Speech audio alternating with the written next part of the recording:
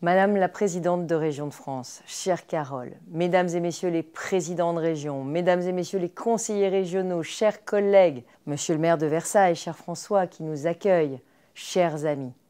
Bienvenue à Versailles pour ce congrès des régions de France. Un moment crucial pour affirmer notre unité et notre rôle face à un État au bord du gouffre financier. Oui, chers amis, l'heure est grave, car aujourd'hui, au lieu de se réformer, l'État taxe. Au lieu de se serrer la ceinture, il serre celle des autres. Au lieu de décentraliser, il siphonne les territoires. Depuis 2016, les régions ont pourtant montré l'exemple. Nous sommes des pôles de stabilité. Nous avons fait des économies. Nous votons nos budgets à l'équilibre.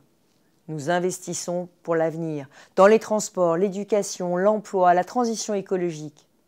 Nous intervenons même là où l'État est défaillant, en matière de sécurité ou de santé par exemple. Mais au lieu de récompenser les collectivités bonnes gestionnaires, l'État confisque nos recettes fiscales, détruit nos trajectoires d'investissement, ruine nos efforts d'économie et même rompt ses engagements, comme c'est le cas pour les transports franciliens ou la formation de nos infirmiers. C'est irresponsable et c'est profondément injuste. Les conséquences sont déjà dramatiques pour tous ceux qui comptent sur nous. L'Île-de-France, vous le savez, mes chers collègues, c'est la région qui reçoit le moins de recettes par habitant, tout en supportant des urgences sociales majeures et des charges de centralité très lourdes. Dois-je rappeler que nous sommes la région la plus jeune de France, le deuxième désert médical français, que nos étudiants ou les trains qui circulent sur le réseau francilien proviennent de toute la France et que c'est nous qui les entretenons. Alors je le dis avec gravité.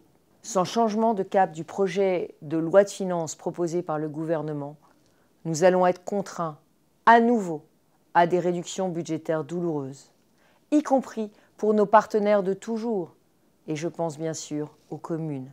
L'État doit retrouver la raison.